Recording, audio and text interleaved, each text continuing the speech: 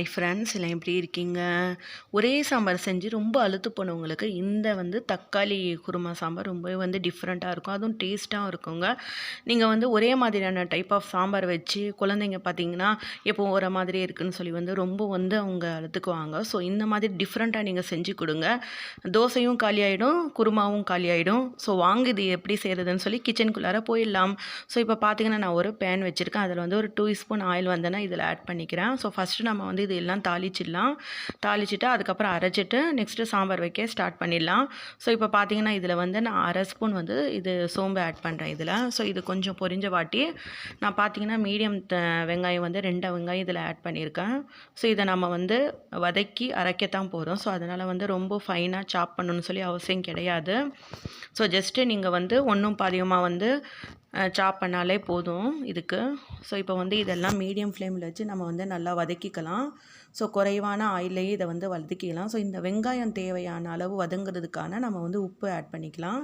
So இப்போ உப்பு add பண்ணோன்னா நம்ம எப்படி இந்த மாதிரி கன்சிஸ்டன்சியில் நம்ம இதை ஃப்ரை பண்ணணும்னா, அதாவது கண்ணாடி பதம்னு சொல்லுவோம், தனித்தனியாக தெரிகிற மாதிரி வெங்காயத்தை நம்ம ஃபஸ்ட்டு வதக்கிக்கலாம். ஸோ இப்போ பார்த்தீங்கன்னா இந்த காரத்துக்கு நம்ம இதில் பச்சை மிளகா ஆட் பண்ணுறோம். அப்படியே பார்த்தீங்கன்னா ஒரு அரை துண்டு இஞ்சி, ஒரு 4-5 பல்லு பூண்டு ஆட் பண்ணியிருக்கேன். அப்புறம் பார்த்தீங்கன்னா இந்த டேஸ்ட் இன்னும் கொஞ்சம் என்ஹான்ஸ் பண்ணுறதுக்கு நான் முந்திரி பருப்பு ஒரு 5-6 பருப்பை ஆட் பண்ணியிருக்கிறேன். ஸோ உங்களுக்கு தேவையான இதை ஆட் பண்ணுங்கள், இல்லைன்னா ஸ்கிப் பண்ணிக்கோங்க. நம்ம போட்டால் முந்திரி போட்டால் இன்னும் கொஞ்சம் நல்லா இருக்கும், நல்லா ஸ்மூத்தாக இருக்கும், நம்ம சாம்பார் டிஃப்ரெண்ட் டேஸ்ட்டாகவே இருக்கும். ஸோ இப்போ இதெல்லாம் மீடியம் ஃப்ளேம் வச்சு நல்லா நம்ம வதக்கிக்கலாம். ஸோ ஒரு 4லேருந்து 5 மினிட் வரைக்கும் வதக்கிக்கலாம். ஸோ இப்போ இதில் பார்த்தீங்கன்னா நான் கஸ்கஸ், அதாவது கசகசான்னு சொல்லுவோம், அது கொஞ்சம் ஒரு 3/4 ஸ்பூன் நான் இதில் ஆட் பண்ணுறேன். இந்த ஸ்பைசஸ் எல்லாம் நம்ம போட்டு இந்த சாம்பார் செஞ்சோன்னா ஒரு 10 இட்லி கூட இருந்தாலும் பத்தாதுங்க. ஸோ அந்த மாதிரி டேஸ்ட்டு ரொம்பவே சூப்பராக எம்மியாக இருக்குங்க. எல்லாமே விரும்பி லைக் பண்ணி சாப்பிடுவாங்க இது. ஸோ இப்போ பார்த்தீங்கன்னா நம்ம போட்ட அந்த கசகசா நல்லா ஃப்ரை ஆகிடுச்சு. ஸோ இப்போ இதில் பார்த்தீங்கன்னா நான் ஒரு 1/4 மூடி தேங்காய் மட்டும் இதில் கட் பண்ணி ஆட் பண்ணுறேன். ஸோ நம்ம இதெல்லாம் போட்டு மிக்சியில் நைஸாக பேஸ்ட் பண்ண தான் போகிறோம். ஸோ நீங்கள் துருவி கூட ஆட் பண்ணிக்கலாம். நான் இன்றைக்கி கட் பண்ணி தான் இதில் ஆட் பண்ணுறேன். ஸோ இது எல்லாமே நல்லா ஃப்ரை பண்ணிடலாம். நம்ம நல்லா ஃப்ரை ஆகிற மாதிரி ஃப்ரை பண்ணிடலாம். நம்ம இப்போவே பாருங்கள் வாசம் நல்லா கம்முன்னு தூக்குது. ஸோ ரொம்ப டிஃப்ரெண்ட்டாகவும் இருக்கும், ரொம்ப குயிக்காகவும் இந்த சாம்பார் சிம்பிளாகவும் பண்ணிடலாங்க நம்ம.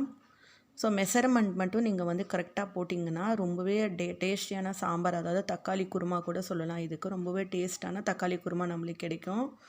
ஸோ இப்போ இதெல்லாம் நல்லா வதங்கிடுச்சு பாருங்கள். ஸோ இப்போ இதை எடுத்து தனியாக ஒரு பிளேட்டை நம்ம ட்ரான்ஸ்ஃபர் பண்ணிக்கலாம். ஸோ இப்போ இதெல்லாம் ஆற வச்சு நான் மிக்ஸி ஜாரில் போட்டு இதை ஃபைன் பேஸ்ட்டாக நான் பேஸ்ட் பண்ணி எடுத்துக்கிறேன். ஸோ இதை நம்ம இந்த மாதிரி பிளேட்டில் போட்டு நல்லா ஒரு 5 மினிட்லேருந்து 6 மினிட்குள்ளார நல்லா ஆற விட்டுடலாம்.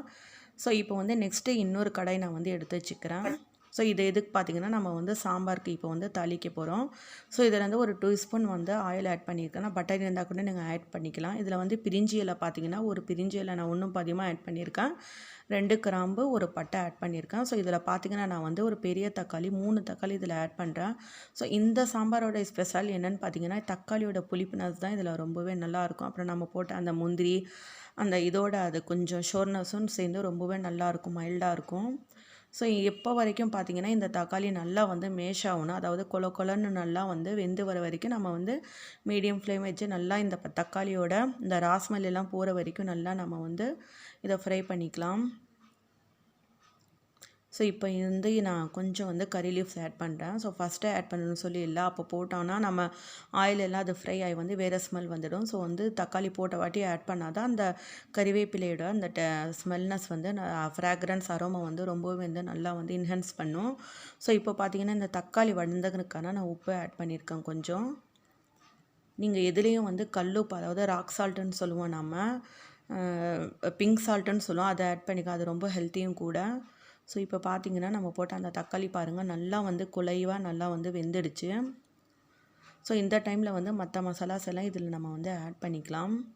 ஸோ இப்போ இதில் பார்த்தீங்கன்னா நான் ஒரு 1/4 ஸ்பூன் மஞ்சத்தூள் ஆட் பண்ணுறேன் இதில். ஸோ மஞ்சத்தூள் போடுறதால ரொம்பவே நல்லா வாசமாக இருக்கும் நம்ம சாம்பார் தக்காளி குருமா. ஸோ இது கூட பார்த்தீங்கன்னா கொஞ்சம் மல்லித்தூள், அதாவது ஒரு 1/4 ஸ்பூன் நான் மல்லித்தூள் இதில் ஆட் பண்ணிடுறேன். நம்ம காரத்துக்கு ஆல்ரெடி வந்து பச்சை மிளகா வந்து நம்ம வதக்கி வச்சுருக்கோம் அந்த பேஸ்ட்டில். ஸோ இதில் பார்த்திங்கன்னா கொஞ்சம் மல்லித்தூள், கொஞ்சம் வந்து 1/4 ஸ்பூன் வந்து மஞ்சத்தூள் 2 மட்டும் தான் இதில் ஆட் பண்ணுறேன். ஸோ இது வந்து நல்லா வந்து சுண்டுற வரைக்கும் தக்காளி நல்லா மேஷ் ஆகி தனித்தனியாக வந்து செப்ரேட்டாக தெரியக்கூடாது. ஸோ இப்போ பார்த்திங்கன்னா நான் வந்து அந்த அரைச்ச பேஸ்ட்டை இதில் வந்து ஆட் பண்ணிக்கிறேன். ஸோ ஆட் பண்ணுறப்பவே ரொம்ப வந்து ஸ்மெல் நல்லா தூக்கலாக இருக்குது. ஸோ டேஸ்ட்டு கூட ரொம்ப வந்து நல்லா இருந்துச்சுங்க. ஸோ இதில் இந்த மாதிரி வந்து ஒரு 2 மினிட் நம்ம வந்து நல்லா அந்த தக்காளியோட இந்த பேஸ்ட்டை வந்து கலந்துக்கலாம் எல்லா இடத்துலையும் கம்பைன் ஆகிற மாதிரி. ஸோ அதுக்கப்புறம் உங்களுக்கு தேவையான அளவு நீங்கள் வாட்டர் இதில் வந்து ஆட் பண்ணிக்கோங்க. நான் இன்றைக்கி வந்து தோசை இட்லிக்கு தான் இந்த சாம்பார் நான் இந்த குருமா செஞ்சுருக்கேன். ஸோ அதனால் நான் கொஞ்சம் வாட்டர் கன்சிஸ்டன்சியில் வந்து இருக்கிற மாதிரி நான் வைக்கிறேன்.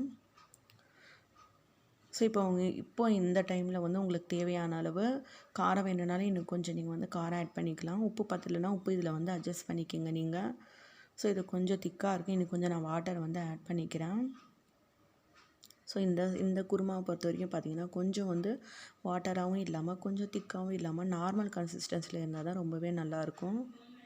இதில் போட்ட ஸ்பைசஸ் கசகசா அப்புறம் முந்திரி அதெல்லாம் ரொம்பவே வந்து நல்லா டேஸ்ட்டை வந்து என்ஹான்ஸ் பண்ணி கொடுக்குங்க. ஸோ எவ்வளோ வேணுமோ அவ்வளோ அளவு நீங்கள் வந்து நல்லா வந்து கலந்துக்குங்க. கலந்து தேவையான உப்பு எல்லாம் ஆட் பண்ணி இதை வந்து கொதிக்கிறதுக்கு நம்ம வந்து ஒரு 3லேருந்து 4 மினிட் மட்டும் நம்ம வந்து கொதிக்கிறதுக்கு இதை விட்டுடலாம்.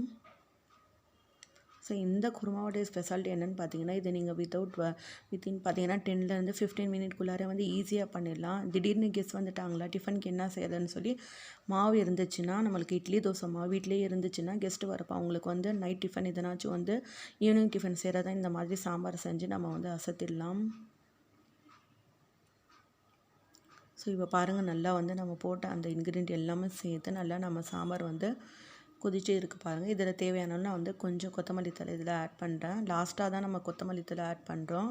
ஸோ அப்போ தான் அந்த அரோமா எல்லாம் நம்ம சாம்பார் லெவல்லாம் நல்லா வந்து கம்பைனாகவே இருக்கும்.